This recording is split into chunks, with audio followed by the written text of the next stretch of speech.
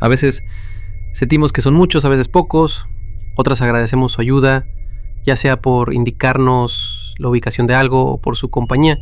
Es sin embargo una profesión difícil, donde a veces recibes malos tratos o puedes, sin habértelo imaginado, levantarte ese día, haber presenciado algo que no era para tus ojos.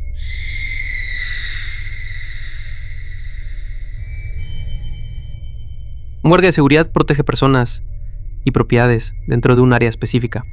Sus funciones incluyen la vigilancia, el control de acceso, la prevención de delitos y la respuesta a emergencias. Esta era la labor que desempeñaba Daniel Castromesa, hombre adulto de 49 años, que se encuentra desaparecido desde el lunes 5 de febrero de 2024.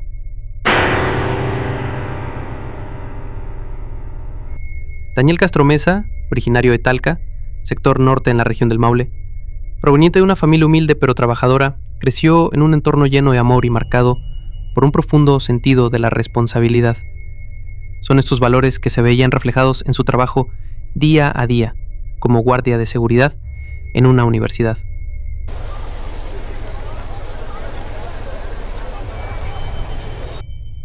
Durante las conversaciones cotidianas con amigos, familiares o clientes que frecuentaban el negocio familiar donde Daniel ayudaba, se percibió un cambio en la actitud de Daniel. Se había vuelto más reservado y hablaba mucho menos que antes. Posteriormente, según lo relatado por sus familiares, se supo que al momento de su desaparición atravesaba un cuadro depresivo. Según comentan familiares, Daniel, debido a su depresión, se habría encontrado con licencia médica durante aproximadamente 2 meses.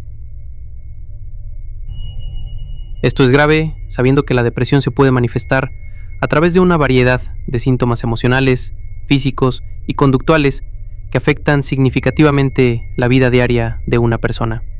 Estos síntomas pueden incluir tristeza persistente, pérdida de interés en actividades placenteras, cambios en el apetito o el sueño, fatiga, sentimientos de inutilidad o culpa y dificultad para concentrarse.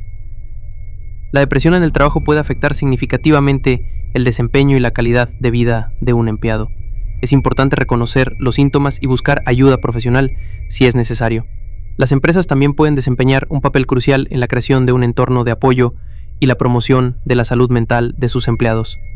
Es difícil saber si la empresa de Daniel tendría ese tipo de entornos donde él podría sentirse cómodo, pero sí es posible saber que, por lo comentado en entrevistas a familiares, estos indicaron que una vez finalizó la licencia de Daniel, fue desvinculado de la empresa, estando él desaparecido. Desapareció el lunes 5 de febrero de 2024. Ese día salió de su casa alrededor de las 10 de la mañana en bicicleta de color blanco, sin llevar consigo teléfono móvil, billetera ni documentos. No tenía hijos, se desconoce si mantenía una relación de pareja, ya que sus familiares no tienen información al respecto. Mientras se realizaban las investigaciones policiales, se entrevistó a un amigo que compartía con Daniel en el equipo de fútbol. Este indicó que conversó con Daniel 10 minutos cerca de un taller mecánico.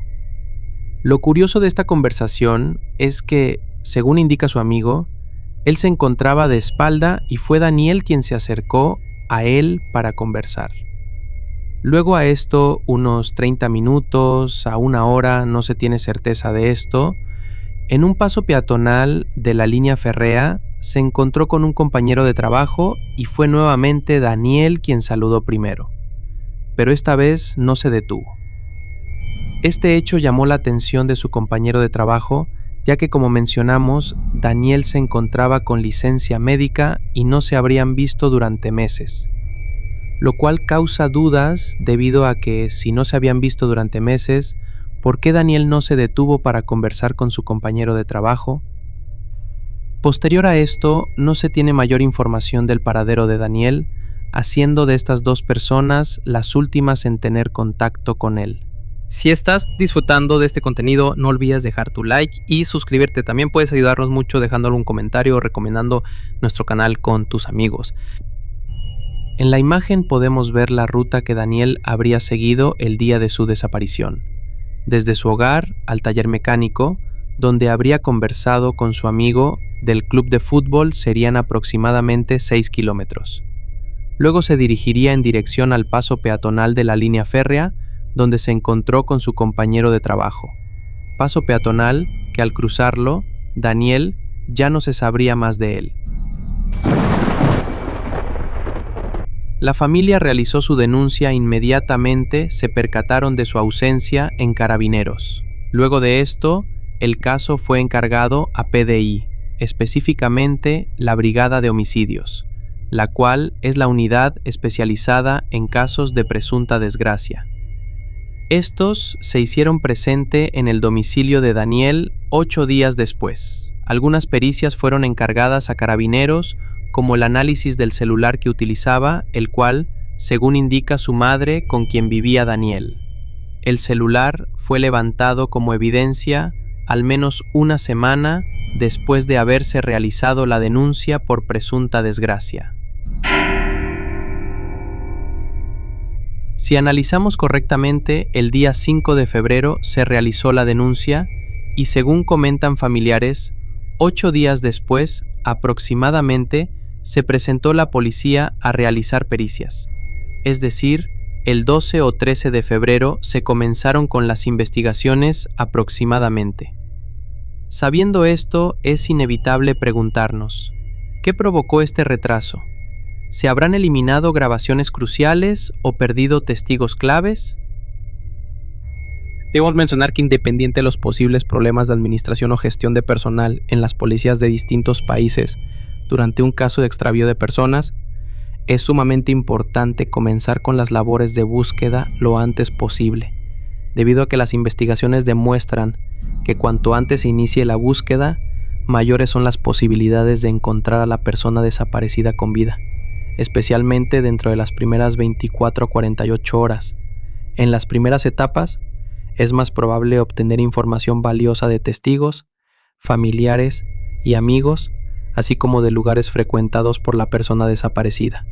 Si un familiar o el de algún conocido se encuentra desaparecido, no dudes y no tardes en realizar la denuncia.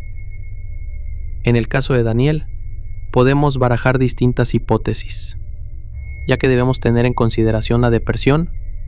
Además, ya sabemos que en el hogar dejó todas sus pertenencias como celular, billetera y documentos personales.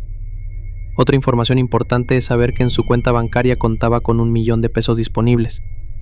Es posible que haya realizado abandono del hogar por decisión propia, una situación hipotética en la que, hastiado por los problemas personales o laborales, vio como opción abandonar su hogar y a su familia. Tal vez tuvo un problema con alguna persona y la intervención de terceros llevaron a su desaparición. Quizás tuvo un accidente en algún lugar que le gustaba visitar. La verdad es que muchas aristas tiene este caso y todas las hipótesis son para su análisis. Actualmente no se tiene más información de Daniel, pero si tú sabes algo que pueda ayudar en la búsqueda, quizás lo hayas visto, o incluso puede que hayas hablado con él. No tengas miedo de compartir y ayudar a sus familiares en estos momentos. Hoy no soy yo y espero que tampoco tú, pero quizás mañana seamos nosotros quienes busquemos desesperadamente a nuestro familiar.